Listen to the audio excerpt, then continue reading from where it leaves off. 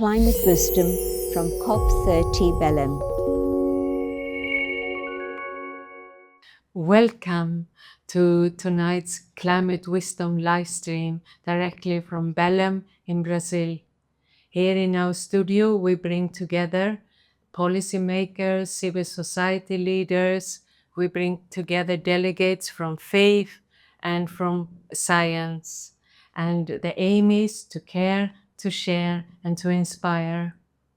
And this COP, we are now on the second day, is known as the implementation COP. We have to bring all the talks and negotiations into action. And for that purpose, the Brazilian presidency have launched a new concept for us, or a new word for us, called mutirão. It's Portuguese for working together in a collective spirit. And working together is needed if we are going to do real action. And therefore, tonight's topic is very relevant. It's conscious leadership, guiding change with compassion. And we have a youth delegate with us here in the first part of the studio. And youth is known for working together in a collective spirit. So I'm very curious to hear what the youth leader has to say. We also have a leader from the spiritual area. So a warm welcome to both of our distinguished guests this evening. Isadora Canela, a visual artist here from Brazil, and Maureen Goodman, program director from the UK, Brahma Kumaris UK. So a warm welcome to both of you. Thank you very much. Thank you. And I will start with a question to you, Isadora, and give you an introduction. You're a Brazilian visual artist, and you're a filmmaker and researcher from the mining region of Minas Gerais. I might not pronounce it correctly. I've practiced, but it's not that easy.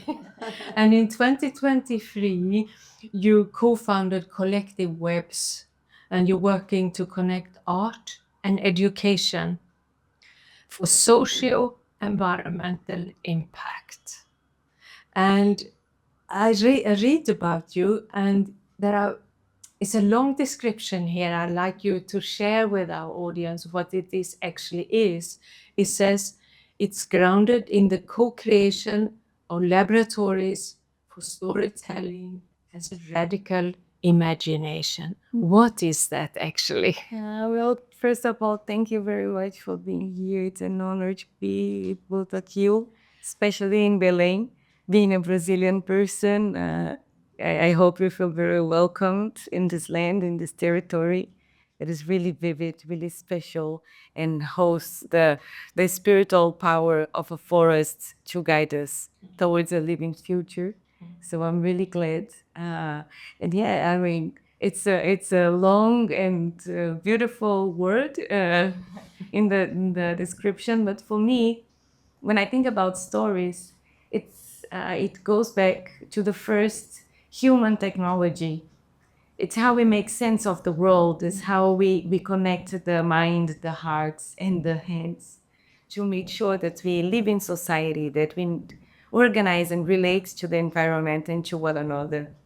So if we think about the stories that we have to tell for a different future, what are them? We first have to imagine these new stories. So how do we tell the stories that we want to live in? Because for me, it really starts with the imagination. And the imagination for me is extremely connected to the spirituality, because we have to then stay in silence to let the imagination to flourish, as much as we have to stay in silence to let the heart to speak. So for me, the concept of laboratories for radical imagination is an invitation for us to come together and create the stories that we want to see transforming realities. So what's your favorite story? Oh, well, I'm gonna tell one of today that we went for lunch, and there was this sumalma tree. It's the biggest tree of Amazon, and this tree, it's, I don't know, I would guess around 300, 400 years. And then the guy João, he started telling us how many stories of his family that these three experienced together and how much they shared. And then he told me how, his family went to this place and it was located because of this tree. And I found so beautiful the possibility of intergenerational relationship at the same time with interbeing relationship. So I would get the Suma Uma story of a big, long, and vivid. Thank you, relationship. Yeah. And I've seen some amazing trees here. I mean, we've only been in the city so far, but still here there's some amazing. Heard a lot. So Maureen, you are the program director for Brahma Kumaris in the UK, and you're also Brahma Kumaris UN representative in Vienna. You work long with interfaith and also environment. But when we listen to Isadora, we can feel the spirit of youth, isn't it, and the enthusiasm. So, what would be your advice on leadership to the younger generation? Thank you for having me here. And when I'm with people like you, I feel young as well. But when I look back, over my own development, I think the first foundation for leadership, which I would share, would be being able to lead yourself. Being able to understand what are your own hopes and dreams inside, what really motivates you, what are our values, what is my conscience telling me. And so first, that self-leadership is crucial, because leadership is not about controlling anybody or about, imposing a particular will. It's really about empowerment.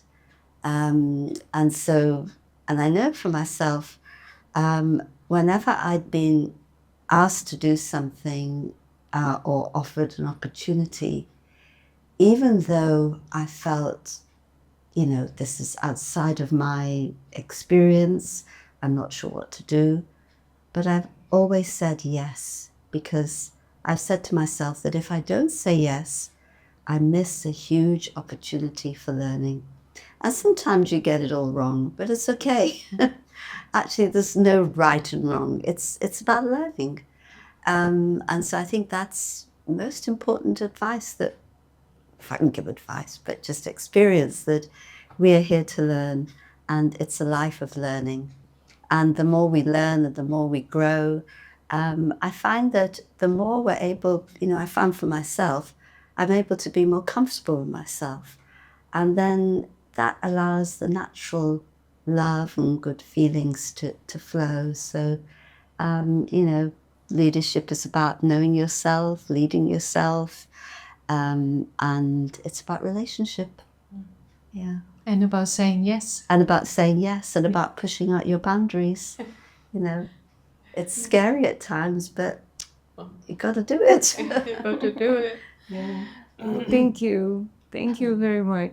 This means a lot. I will take this for life. It's really It's beautiful. inspiring to hear from you. Yeah, well, it's my own experience, basically. Both of you will be together again in another program. That's That right. is this coming Friday. And there is a youth leader workshop called The Ownership of Illusion. And you will explore the subtle links between mining, extraction, and egocentric living. Would you like to share with us what your workshop will be about? Yeah. What is the link between mining and egocentric living? Well, this was a beautiful process. It's beyond the workshop in itself. It was a connection between different leaders, young leaders, connected through Brahma Kumaris. That was really inspiring to see how the bond was created during the last months. We were meeting to discuss and think together what we would like to present. I come myself from a mined region. That is a place that you can see the violence that's of a system that is extremely egocentric. And when I hear you, for me, it's super important because it touches the difference between the self and the selfishness. And I think this is a very it's a very important yeah, way of a different way of looking to the world that places different realities and values outside. And we started then the exhibition at Mabi, that is the place that will host the workshop, is about mining and proposing regeneration and other ways of exchanging and living. So we started, I'm saying this this whole process because it was really collective. It's not about me, I'm just a voice representing a big and beautiful group. But we started with the notions of mine. If you think about mine as a territory that is exploited, how is it inside? What are we doing with ourselves inside? If we are mining ourselves, if we are understanding ourselves as ownership, as if we would own the land.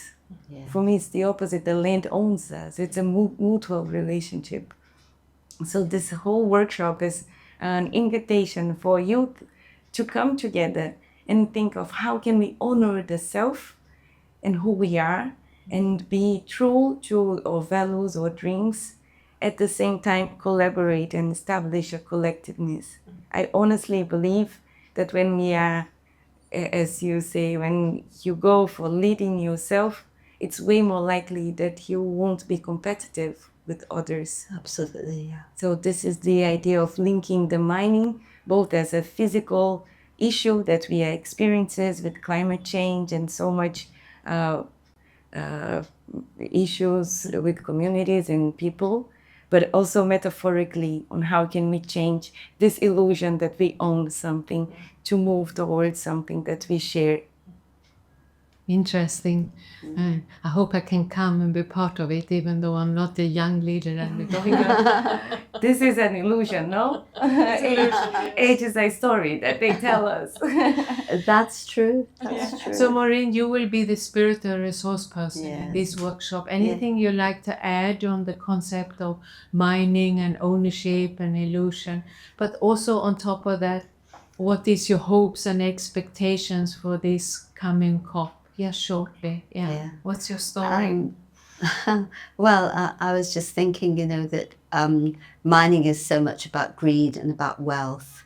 And the more we, human beings become obsessed with accumulating more and more, you actually then separate yourself from the spiritual wealth that you have inside, because everything becomes external, and it's the external acquisition that gives you your sense of self or validates you.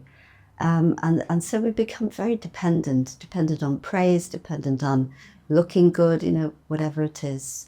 But the spiritual wealth is really where it is. And I find that when we develop that spiritual wealth inside, which means peace, which means love, which means wisdom, then really we're able to serve, and the ego calms down. So you're right, it's not about selfishness. And it's an illusion to think we can own anything. Who can own God's creation? It just doesn't make sense. And of course, the work that you're doing is really highlighting the situation of ordinary people who have to work in these mines, and they're serving those powers that create more wealth, that create more environmental issues. They're not benefiting, or they're benefiting very little because they're probably not paid very much, and their lifestyle is very meager, and yet it's increasing the wealth of people who have that exploitative mindset.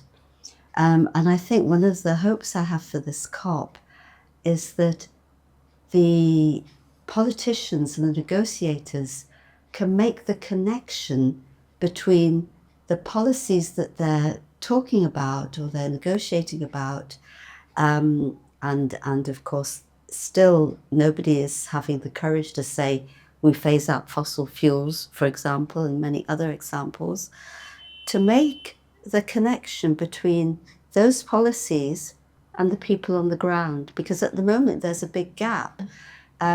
Policies are made in an ivory tower to do with politics and finance and so on.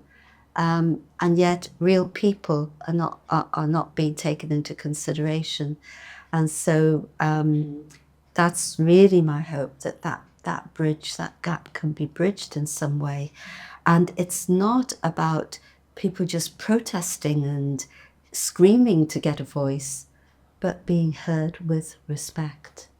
And so that's my hope, it really is. To be heard with respect. Yes. Yes. Yes, to be listened to. To be listened to, yeah. What's your expectations and hopes for the conference? But not only that, because in the youth you have the whole future in front of you. So what's your dream really coming out of this COP? Well, I think I couldn't say it more beautifully. Coming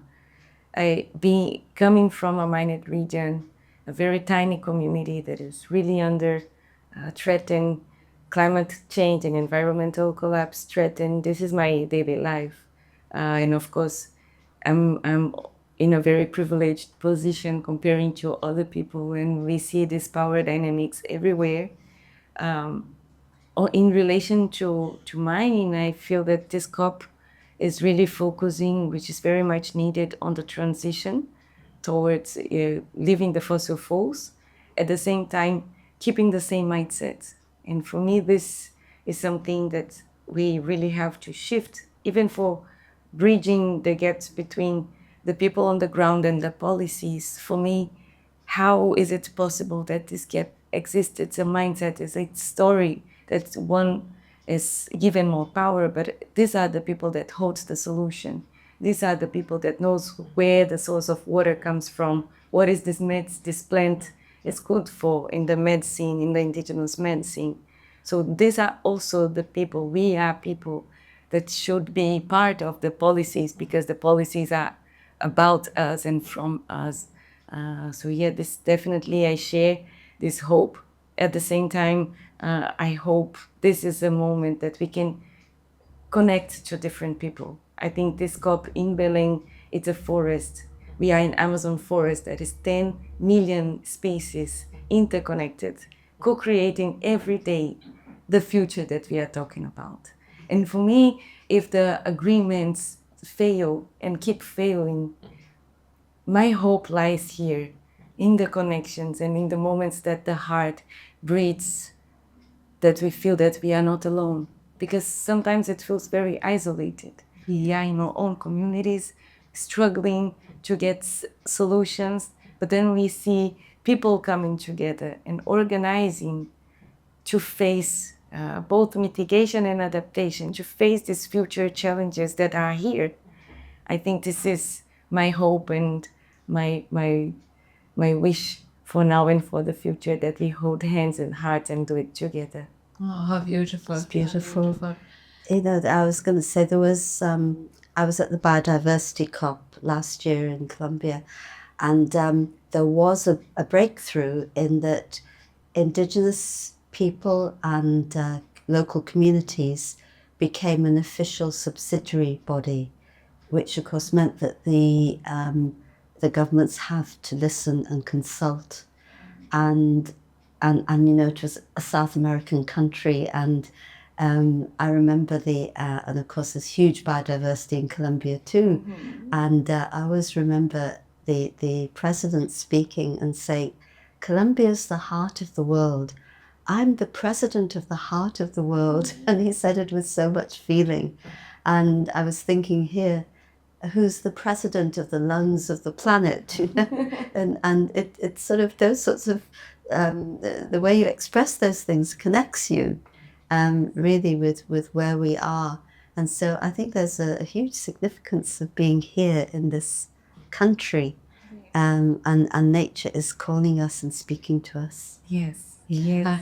I remember a story. I was in a conference in Nairobi, a UNEP conference, and we had a program in the university, and there was a farmer there, and he said, this is now 10, 15 years ago, and he said, you educated people. You used to consider us farmers a bit stupid. You left the land and you went into the city and you got educated. And look, now you're destroying the planet. And now you're coming back to us asking for our indigenous knowledge. Exactly. So who is stupid? Exactly. And yeah, what can you say? I mean, it was also, again, in Colombia, where the president was saying, you know, you want to give countries like ours loans because you say that we are a risk. We're not the risk. It's you rich countries that are the risk. And, you know, everything has to get turned on its head now. Yes. Yeah. We have to name what has to be. We have to name what's happening. Yes. So maybe With love, with love. It's a lot of love. The words cannot come with as weapons. I think the words has to come as stories for love to flourish. That when I think of the forest and I think of the Bardens, the indigenous people that co-creates this forest, what can we learn from them to make the policies? When you look to a tree, the sumalma tree today, there's so many beings in it, so many ants coming together, so many tiny fungi growing together. How do we make policies that respond with love to what has to be faced?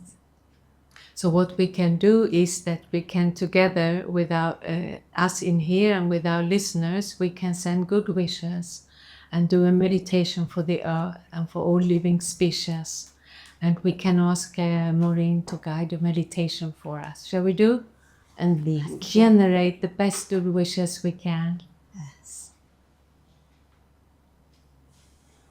So let us reflect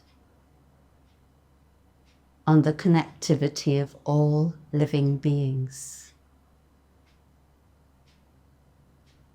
To think that we are separate is an illusion.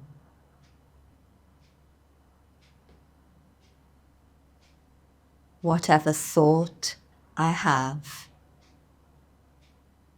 has an impact not only on me,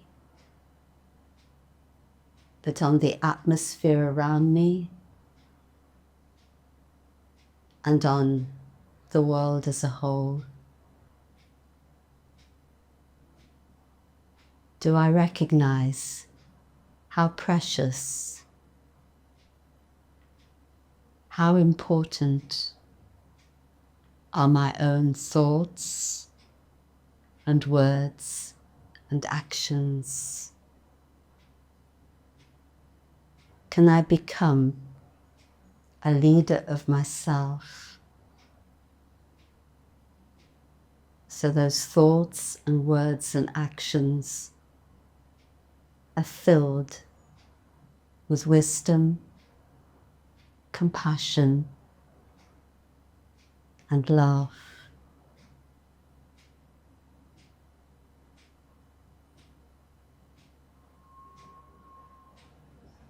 So now, with our thoughts,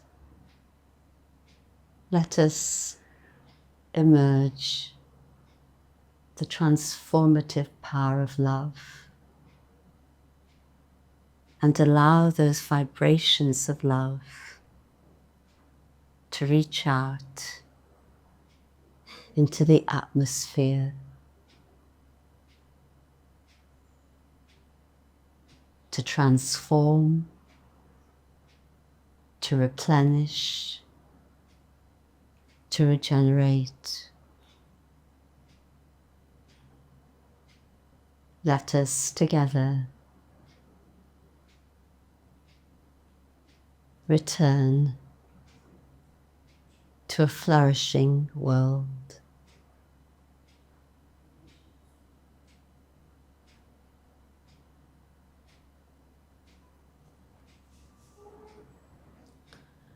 Thank you. Yeah, so thank you very much. And a big thank to go for you for a very inspiring and meaningful conversation. Thank you. And thank to all the listeners for being with us, and a special thanks to all the volunteers behind the scene making this studio live stream possible. And please stay with us. In a few minutes, we will have part 2 of conscious leadership for guiding change. And in the meantime, we will play a small video about renewable energy. Today we had a program in the Solar Hub in COP, so it is very relevant to this evening. So good evening from the Amazons, and please stay with us and see you soon.